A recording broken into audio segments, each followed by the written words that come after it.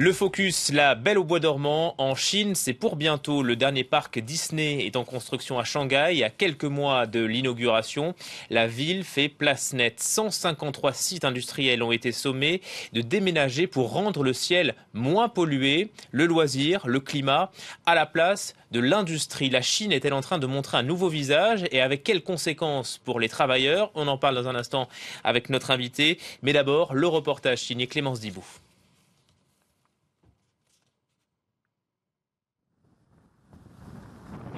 Une silhouette enchantée qui se détache au loin, presque comme un mirage. Voici, en cours de construction, le futur Disneyland de Shanghai. L'ouverture est prévue pour 2016, mais la zone est encore un vaste chantier. Quelques mois seulement pour aménager ces 14 km² et surtout ramener le ciel bleu dans le paysage. Car si Shanghai est l'une des métropoles les plus polluées au monde, pas question de recevoir les futurs touristes sous un ciel pollué. Alors dans les villages alentours, les autorités font la chasse aux usines polluantes, quitte à bouleverser l'économie locale, comme ici à Zhebang, à quelques kilomètres du chantier. Les ouvriers venaient de loin pour travailler ici et sur place, ils avaient besoin d'acheter des affaires. Mais avec la fermeture des usines, beaucoup sont repartis dans leur province. Les affaires sont moins bonnes. Parmi les entreprises priées de déménager, beaucoup d'usines de plastique ou de verre, des productions polluantes car très gourmandes en charbon. Cet entrepôt était spécialisé dans la découpe de vitres pour le marché local. Jugé trop obsolète, son bail n'a pas été renouvelé, laissant une dizaine d'ouvriers sans emploi. Je vais devoir aller chercher du travail ailleurs, ou sûrement rentrer dans ma région d'origine, dans le sud du pays, pour essayer d'apprendre un autre métier. Le reste de mes collègues, je ne sais pas ce qu'ils vont devenir. Des travailleurs sans qualification qui étaient venus des provinces pauvres pour trouver du travail dans les usines des faubourgs de Shanghai et aujourd'hui laissés sur le carreau. En fait, la plupart de ces usines ne ferment pas vraiment leurs portes, mais ont reçu l'ordre de déménager en toute discrétion un peu plus loin en banlieue. Mais impossible, même pour les salariés, de connaître le lieu de la délocalisation. On ne sait toujours pas où l'entreprise va déménager et si on va pouvoir les suivre. Mais si l'usine part s'installer trop loin, je ne pourrai pas y aller car mon enfant va à l'école ici et je ne peux pas le changer comme ça. Dans ce cas, je ne sais pas ce que je vais devenir. Oui, tout ça m'inquiète. Si toutes les usines ferment, alors il faudra quand même que je parte. Car comme beaucoup d'autres, cet atelier de pièces automobiles doit déménager dans quelques mois. Mais cette usine n'a pourtant pas été contrainte de fermer ses portes par les autorités. Ici, c'est le patron lui-même qui a préféré prendre les devants et transformer ses locaux en hôtels pour attirer les futurs touristes du parc Disney. Ici, ce sera le hall de réception et le restaurant. En tout, il y aura 170 chambres. Aujourd'hui, tout le monde veut se mettre au tourisme, car c'est devenu plus rentable que l'industrie. Les marges de profit dans le secteur tertiaire, c'est entre 10 et 15%, contre 5% dans l'industrie. Le coût de la main-d'œuvre est devenu trop élevé à Shanghai pour continuer la production industrielle. Pour conserver des marges correctes, il n'y a que les services. Mais on doit aussi recruter des citadins avec plus d'expérience. Rien que dans la rue principale, une dizaine d'hôtels est en cours de construction. L'arrivée du parc d'attractions devrait donc modifier en profondeur tout le paysage urbain de Pudong, cette immense zone à l'est de la ville. Et pour les urbanistes, Shanghai se rêve désormais en ville de services et de loisirs, rejetant toujours plus loin ses industries. La ville est ici et le Grand Pudong, donc la ville moderne, le quartier moderne de Shanghai, est à l'est du fleuve et Disney sera dans cette zone-là. Pudong était dans les années 90 et 2000 exclusivement, on va dire, industriel, et puis au milieu des années 2000 a commencé à se tourner vers les services, puisque les Chinois vont de plus en plus en vacances, dépensent de plus en plus d'argent et ont de plus en plus de temps pour dépenser cet argent. Dernier exemple de cette réorientation récente, la création de parcs de loisirs sur d'anciens terrains industriels. La possibilité nouvelle de venir flâner en famille dans la nature, et les citadins adorent.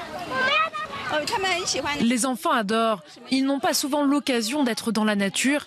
Ils ne connaissent souvent que les animaux domestiques qu'on élève dans nos appartements. Donc c'est important de leur montrer tout ça, d'être en contact avec les animaux. Et ils sont vraiment contents de voir un peu de nature. Débarrassé de ces industries les plus polluantes, Shanghai veut donc attirer les classes moyennes grâce au développement de grandes zones de loisirs tirées par Disneyland. Les autorités espèrent voir affluer dans le futur parc d'attractions 10 millions de visiteurs dès sa première année d'ouverture. Et retour en plateau avec notre invité François Blanc. Bonjour, merci d'être avec nous. Vous êtes chef de la mission des affaires européennes et internationales et surtout ancien chef du service économique au consulat français de Shanghai entre 2008 et 2012. La Chine qui mise sur le tourisme et le loisir, c'est nouveau ? Non, ça a au moins une quinzaine d'années d'évolution, d'ancienneté. Et à cet égard, Shanghai, et plus particulièrement la zone de Pudong, est illustrative de cette évolution, avec d'une part l'émergence du centre financier international de Shanghai à Pudong, et également un positionnement sur la logistique, le trading, et désormais une montée en puissance du tourisme avec cette illustration qu'est Disneyland. Mais les Chinois ont le temps de décompresser et de prendre du temps pour le loisir ? Ils l'ont de plus en plus et ils le demandent de plus en plus. C'est-à-dire qu'en Chine, vous avez la montée très forte de la classe moyenne. Cette classe moyenne était d'environ 200 millions de personnes en 2010. Elle se montera à 600, 700 millions de personnes en 2020. Donc un sextuplement, c'est énorme, avec des revenus de plus en plus élevés et donc une aspiration à des loisirs de plus en plus forte. On le voit très bien dans le développement du tourisme à l'étranger, notamment à Paris, et on le voit avec ce Disneyland. Et la durée moyenne de vacances pour un Chinois ? Ce n'est pas très long, c'est une semaine plus des jours de congé, mais il y a les week-ends, il y a les jours de congé. Et ce qu'il faut savoir, c'est que la région même de Shanghai, entre la ville de Shanghai, le Zhejiang et le Jiangsu, est déjà une zone de chalandise extrêmement importante, de plusieurs dizaines de millions de personnes, et donc avec des revenus là aussi de plus en plus élevés. Mais est-ce qu'ils passent leurs vacances plus à l'étranger, comme en France, ou en Chine ? Alors, ça dépend des types de vacances et ça dépend des populations, bien entendu. Mais justement, le fait, cette possibilité d'avoir un parc de loisirs de ce type près de Shanghai va développer cet aspect-ci. Puis, vous avez d'autres parties de la population qui voyagent à l'étranger, dans la zone Asie-Pacifique d'abord, et puis à l'étranger lointain, en Europe ou aux États-Unis. On l'a entendu dans le reportage, le tourisme, c'est devenu plus rentable que l'industrie. On parle de 10 à 15% de marge contre 5% pour l'industrie. Ça veut dire que l'industrie, ce n'est plus un secteur porteur, en tout cas d'avenir pour les Chinois ? Alors il y a industrie et industrie. Là, ce qui est en cause, c'est les industries lourdes, plutôt polluantes, assez traditionnelles. Et celles-ci, elles sont de moins en moins rentables à Shanghai parce que vous avez une hausse du coût du foncier, vous avez une hausse de la main-d'œuvre. Là non plus, c'est pas une tendance qui est nouvelle. Elle date au moins depuis une dizaine d'années, avec une tendance à la relocalisation de ces industries vers l'intérieur de la Chine. C'est le Go West Policy qui est d'ailleurs encouragé par les autorités chinoises. Et donc on en voit la poursuite en quelque sorte et la volonté de Shanghai de se positionner sur la haute valeur ajoutée, sur les services et en termes industriels de passer de l'assemblage et de la chaussette aux microconducteurs et à la haute technologie. Mais justement, est-ce que les Chinois sont formés au tertiaire ? Alors ça, c'est un gros enjeu. Et on le voit très bien dans l'hôtellerie, par exemple. Il y a un effort de formation extrêmement difficile à faire pour justement ces nouveaux métiers et effort de formation qui est d'autant plus difficile que comme les opportunités d'emploi sont beaucoup plus importantes que les personnes bien formées, ces personnes-ci passent très rapidement d'un hôtel à l'autre, par exemple. Et donc, quand vous faites une formation, c'est souvent votre voisin qui va offrir des salaires un peu plus chers qui va en bénéficier. L'autre volet du reportage, c'est la délocalisation de 150 sites industriels pour rendre le ciel moins pollué à Shanghai. C'est dû à quoi ?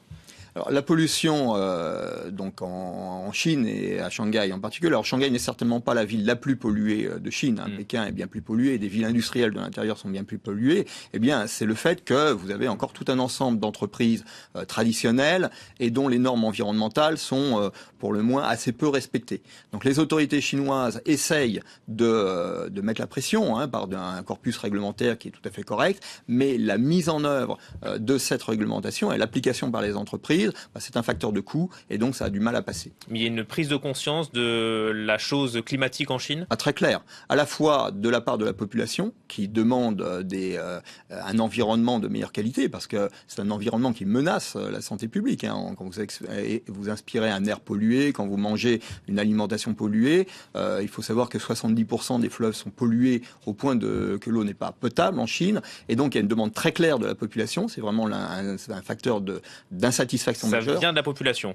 ça vient de la population et c'est une prise de conscience également très claire des autorités centrales notamment. L'une des difficultés, c'est que le contrôle des normes environnementales est dans les mains des provinces qui ont d'autres considérations que, en tout cas, d'autres priorités que le seul respect environnemental. Merci beaucoup François Blanc. Je rappelle que vous étiez ancien chef du service économique au consulat français de Shanghai entre 2008 et 2012. Merci à vous.